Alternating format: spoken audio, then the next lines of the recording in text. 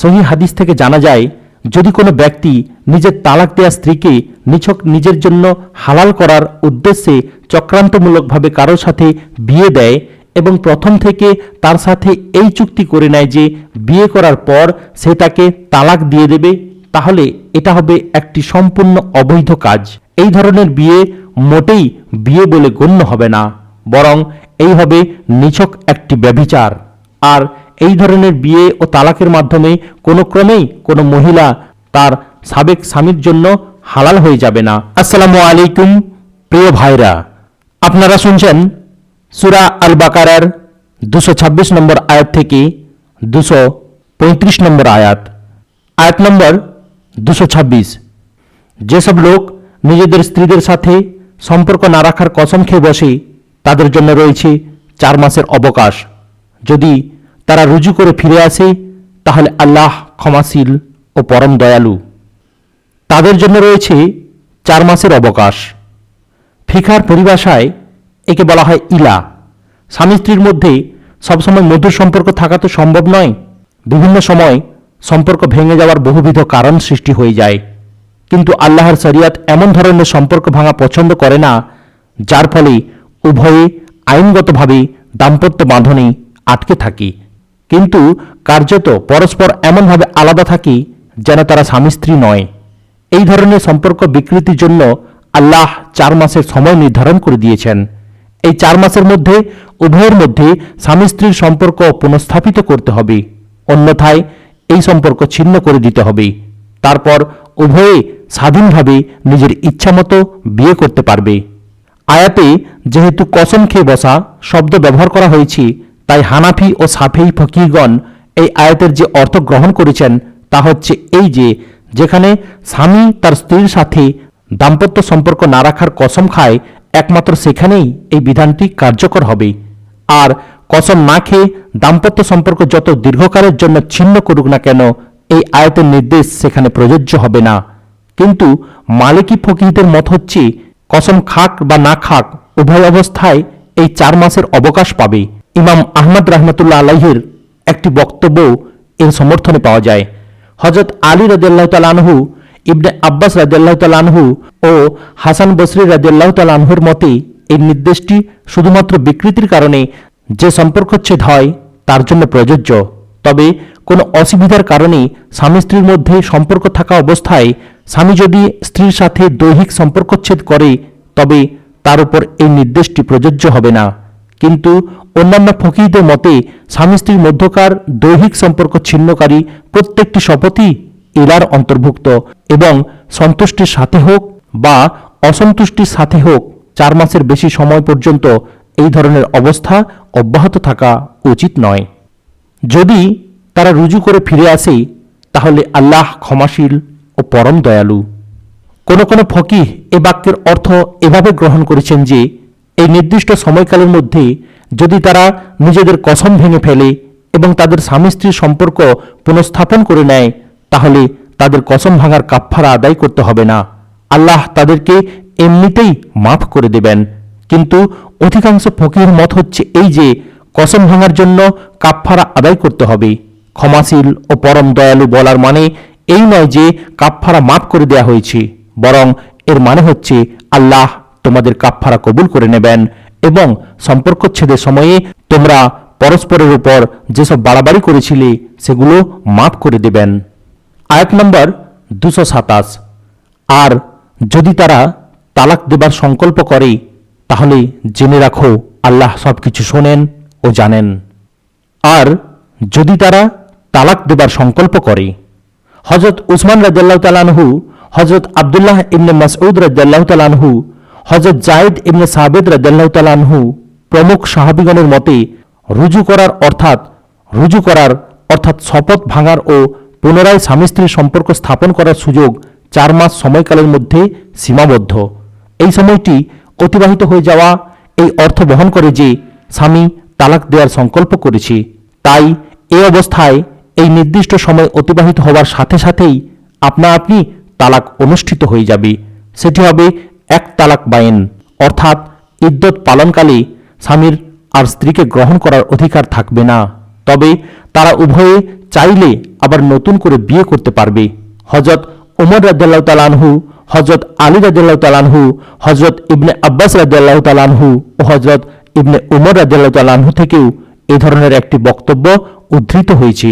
হানাফি ফকিহগণ এই মতটি গ্রহণ করেছেন। সাইদ ইবনে মুসাইয়েব, মাখহুল, জুহরি প্রমুখ ফকিহগণ এই অংশটুকুর সাথে একমত হয়েছেন যে 4 মাস সময় অতিবাহিত হওয়ার পর স্বতঃস্ফূর্তভাবে তালাক অনুষ্ঠিত হয়ে যাবে, কিন্তু তাদের মতে সেটা হবে এক তালাক রজয়ী। সেটা হবে এক তালাক রজয়ী, অর্থাৎ ইদ্যত পালনকালে স্বামী আবার স্ত্রীকে রুজু করার তথা দাম্পত্য সম্পর্কে ফিরিয়ে নেয়ার অধিকারী হবে। আর যদি রুজু না করে তাহলে ইদ্যত অতিবাহিত হওয়ার পর দুজন আবার চাইলে বিয়ে করতে পারবে। তাহলে জেনে রাখো, আল্লাহ সবকিছু শোনেন ও জানেন। অর্থাৎ যদি তুমি অন্যায়ভাবে স্ত্রীকে তালাক দিয়ে থাকো তাহলে আল্লাহর পাকড়াও সম্পর্কে নিশঙ্ক থেকো না। তিনি তোমার বাড়াবাড়ি ও অন্যায় সম্পর্কে অনবহিত নন।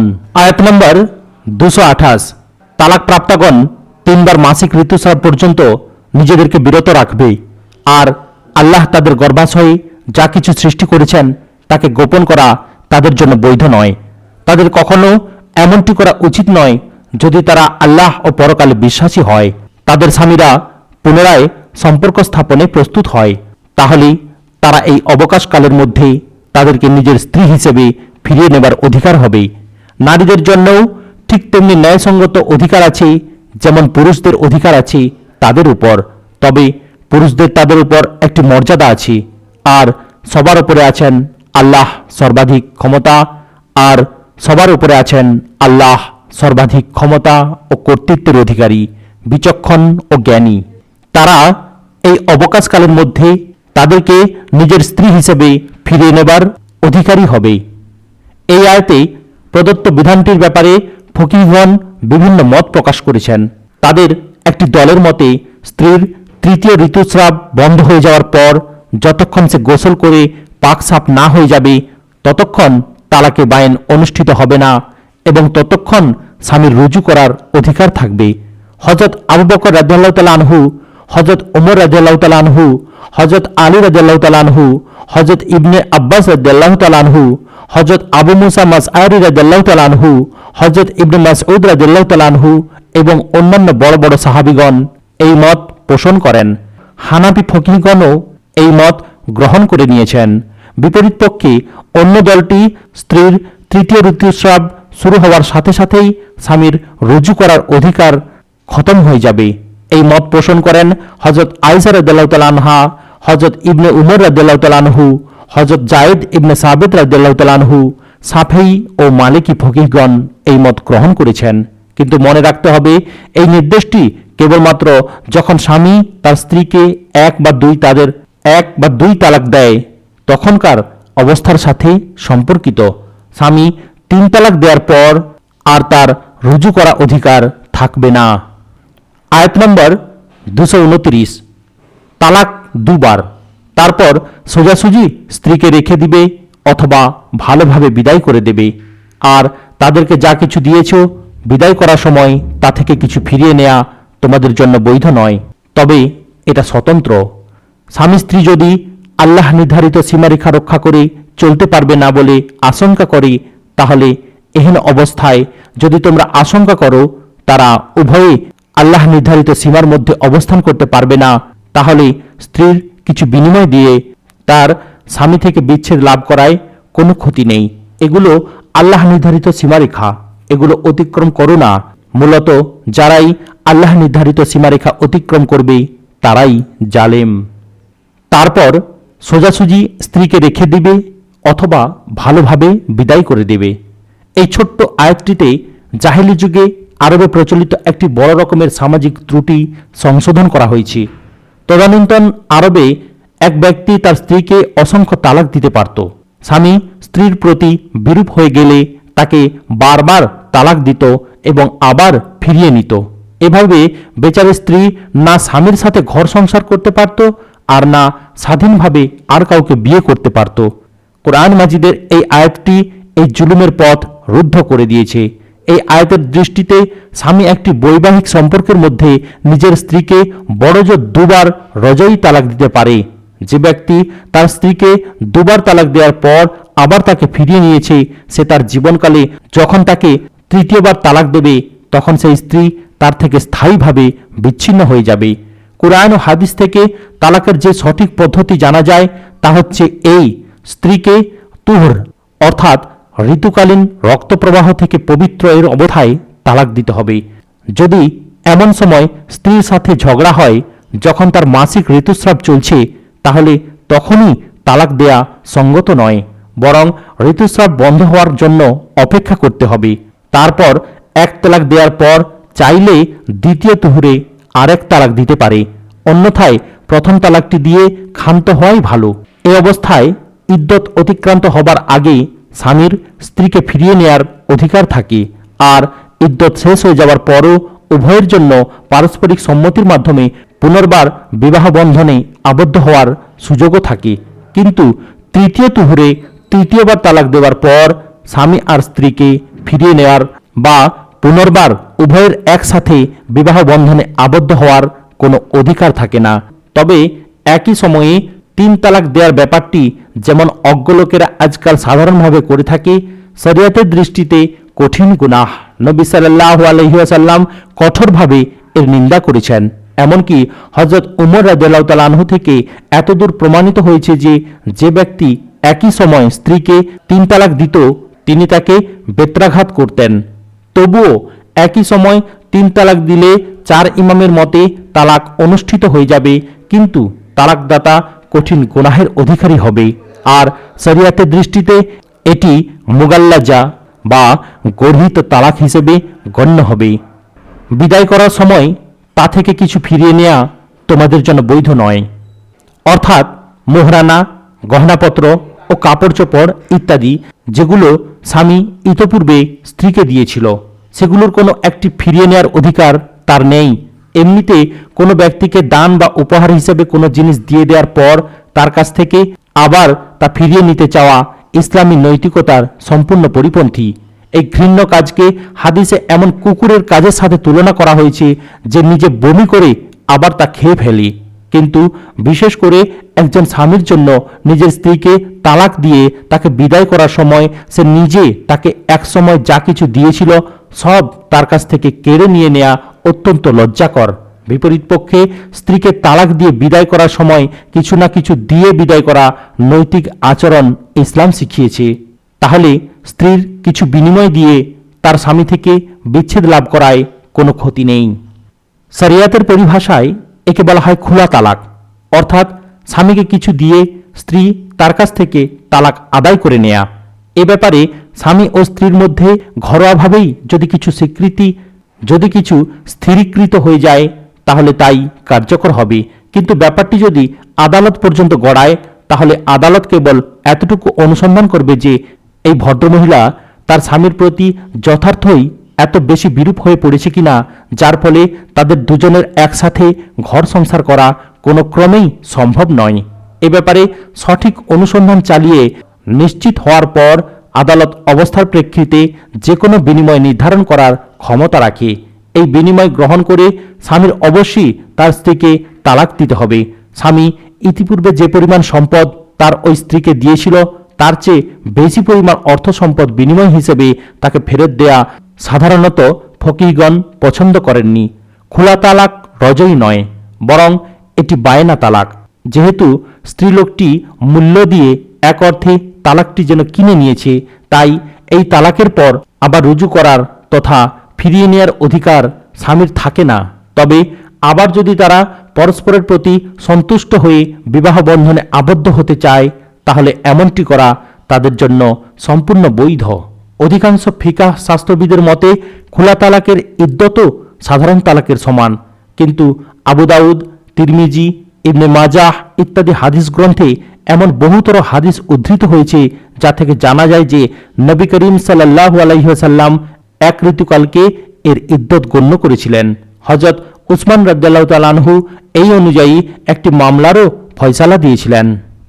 ইবনে কাসির প্রথম খণ্ড 276 পৃষ্ঠা, আয়াত নম্বর 230।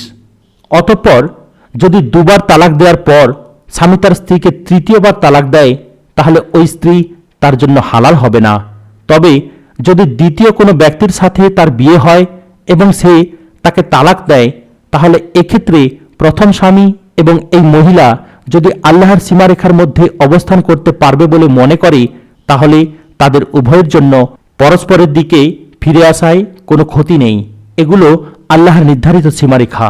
এগুলো ভঙ্গ করার পরিণতি যারা জানে, তাদের হিদায়তের জন্য এগুলো সুস্পষ্ট করে তুলে ধরেছেন।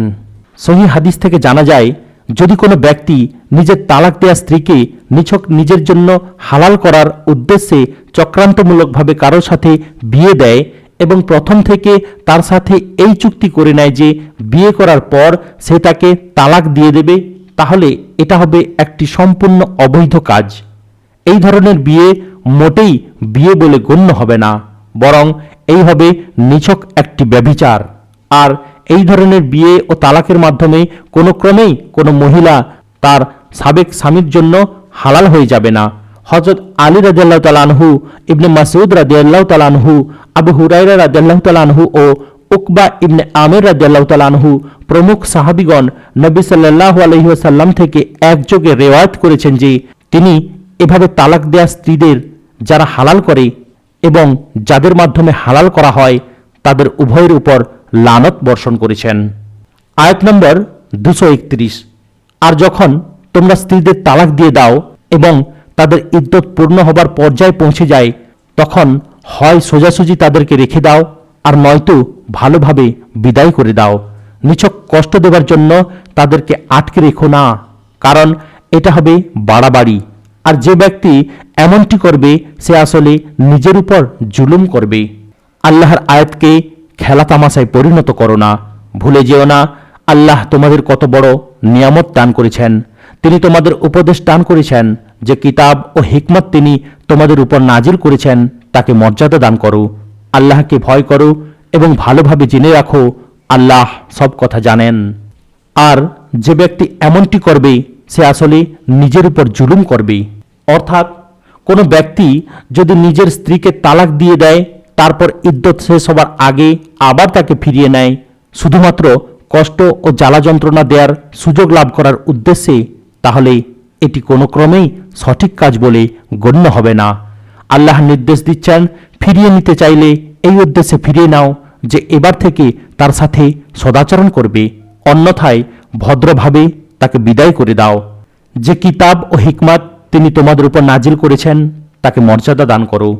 অর্থাৎ এ সত্যটি ভুলে যেও না যে মহান আল্লাহ তোমাদের কিতাব ও হিকমত তথা জ্ঞান শিক্ষা দিয়ে সারা দুনিয়ার নেতৃত্ব দানের উচ্চতর আসনে অধিষ্ঠিত করেছেন। তোমাদেরকে মধ্যপন্থী উম্মতের অর্থাৎ উম্মতে ওয়াসাত মর্যাদা দান করা হয়েছে। তোমাদেরকে সত্যতা, সৎবৃত্তি, সৎকর্মশীলতা ও ন্যায়নিষ্ঠার মূর্তিমান প্রতীক হিসেবে দাঁড় করানো হয়েছে। বাহানাবাজি করে আল্লাহর আয়াতকে খেলতামাশায় পরিণত করা তোমাদের সাজে না। আইনের মূল প্রাণসত্তার বিরুদ্ধে অবৈধ সুযোগ গ্রহণ করো না।